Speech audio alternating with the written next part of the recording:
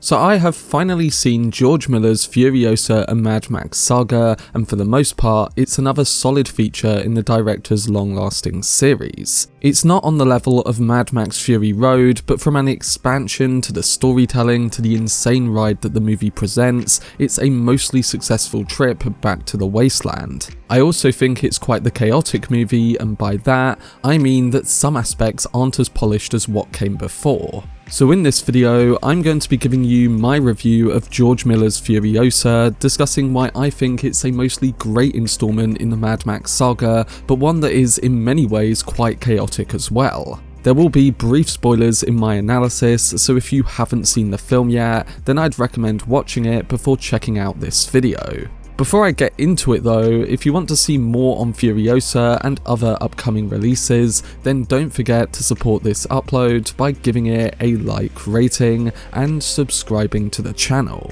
But without further ado, let's dive into my review for Furiosa.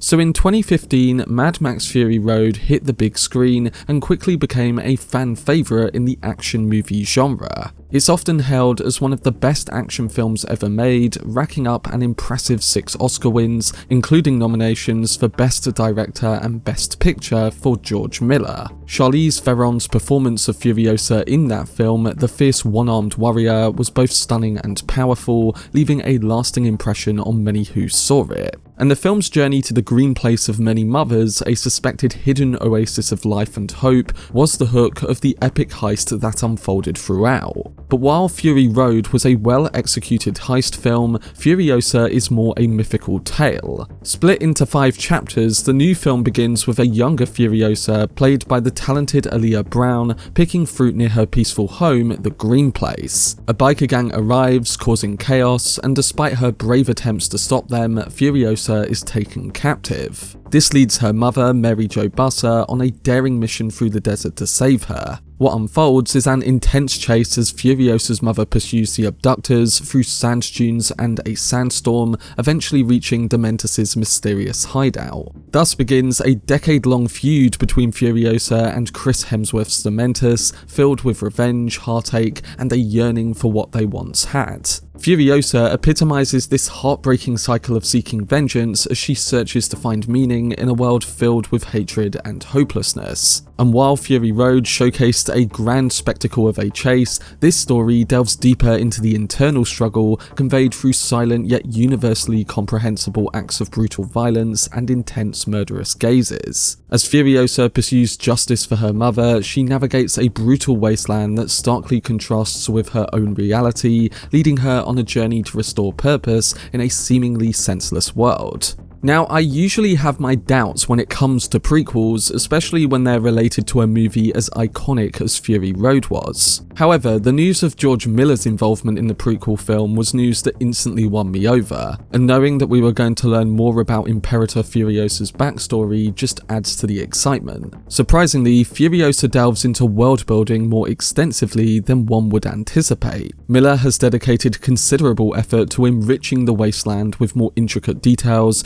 investing a significant amount of time into introducing key characters and developing the tensions between them, which our heroine must eventually navigate. Consequently, Furiosa may not possess the same relentless pace as Fury Road, and the action may not solely propel the movie as it has in previous films. But I will say that the film surprised me with its depth of storytelling and world building. Furiosa ends up in the Citadel, imprisoned by Immortan Joe, but she manages to escape and join Joe's forces, becoming a skilled warrior who forms a bond with a new character named Praetorian Jack, who is a Mad Max type. It all sets the stage for her eventual showdown with Chris Hemsworth's Dementus, using its chapters over a 15-year period to outline why it took Furiosa so long to get back home and why she ultimately becomes who she does. Certainly, we are treated to the thrilling chaos of vehicular mayhem and intense road battles that the franchise is renowned for. But apart from one remarkable and expansive sequence in the middle with the war rig, a significant portion of the action is comparatively more contained, and it unfolds in only a few segments. This contrast to Fury Road is most evident in the conclusion, deviating from the grandiose fuel-injected spectacle we have grown accustomed to. In particular, the confrontation between Dementus and a now familiar-looking Furiosa is one that I actually appreciated more than most. It was my favourite part of the movie because it displayed how her quest for revenge is the only thing driving her forward, and that the brutal violence that defines her life becomes a striking reminder of the part of herself she has lost forever.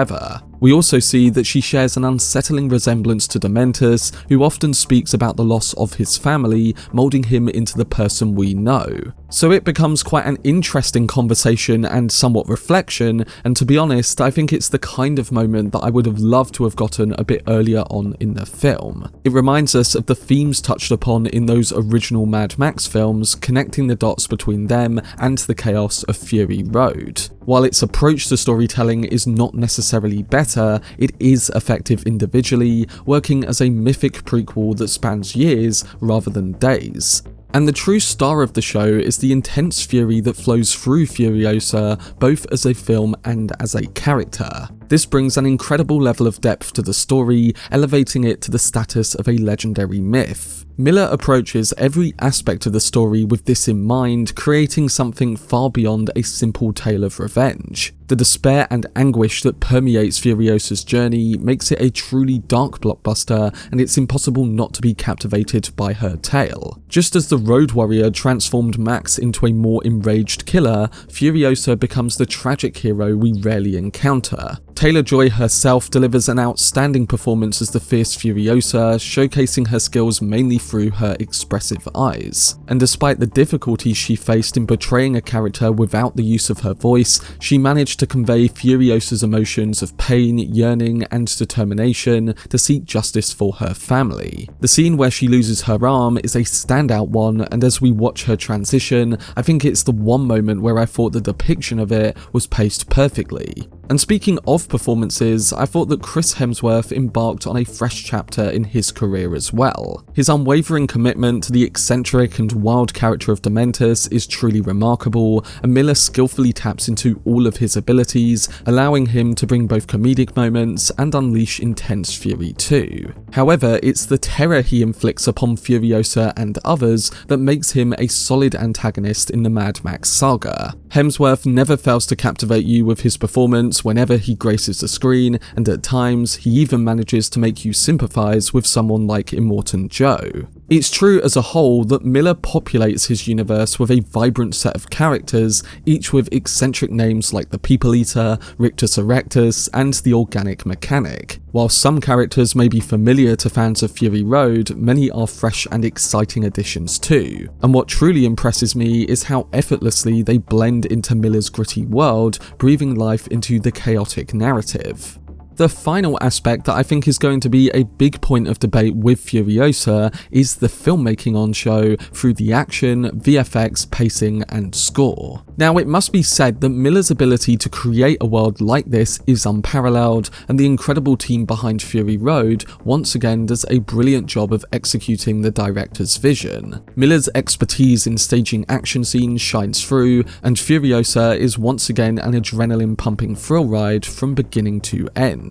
The filmmaker is a master at crafting heart-pounding action scenes that leave audiences in awe. Enemies descend from the sky on parachutes and gliders, engaging in epic battles atop incredibly cool-looking vehicles. Just like other installments, it's a cinematic experience that will leave you on the edge of your seat, craving for more. One aspect that I'm a bit mixed on though is the VFX work. The latest film feels more packed with digital VFX, making me long at times for the fills Miller created, which looked more practical. While the stunts are impressive, the shift is noticeable, and some CG and soundstage work does stand out. Now yes, I get that the style of Furiosa is meant to be transmitted to the way its action scenes look, and at times it does look great, but there are moments during sequences where the composition of characters and vehicles in frame are quite distracting. For instance, the well-talked-about war rig scene, while being glorious to witness, had a few shots where you could see that the rig and the vehicles in frame had been slapped in front of a desert background. It just didn't sit right with me, and I think it's a shame because the action itself is terrific. Another aspect of the film that has to be mentioned is Tom Holkenborg's score. While I was satisfied with the work done by the composer, I can't help but feel that it lacks the same grandeur I experienced upon first hearing the same pieces used in Fury Road. I had anticipated something new and as extraordinary as the Brothers in Arms track, yet none quite captures that same magnificence. I will say that towards the end it did pick up a bit, especially as we transitioned to the Fury Road timeline, but I would have loved to have had a new iconic track or two during the opening as well. And I guess the film itself echoes this sentiment. Fury Road truly stood out as a unique experience that left a lasting impression, and while I appreciate Furiosa for its singular focus on a strong character and her gripping survival tale, it just doesn't quite reach the same level that Miller achieved with that previous movie. But again, this isn't a massive complaint because the high standards achieved before were so damn high.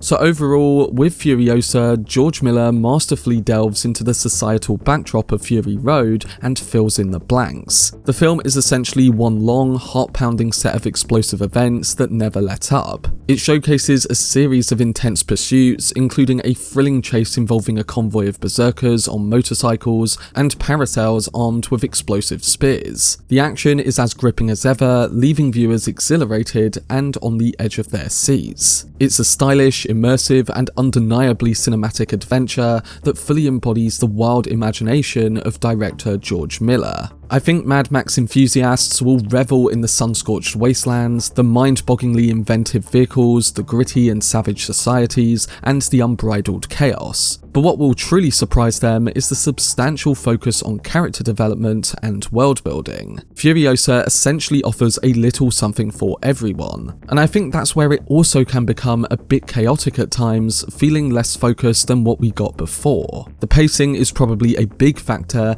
and I think with a little more perfection in individual moments, it could have reached the level of Fury Road. Still, I can't complain because what we did get was one hell of an entertaining experience and a different kind of approach to a Mad Max film. Each Mad Max project feels singular, and that's something I really appreciate about this franchise. So while Fury Road hinted at a vast world of stories and lore to explore, Furiosa goes deeper into that, unfolding like an epic poem that accompanies the tragic story of its main character.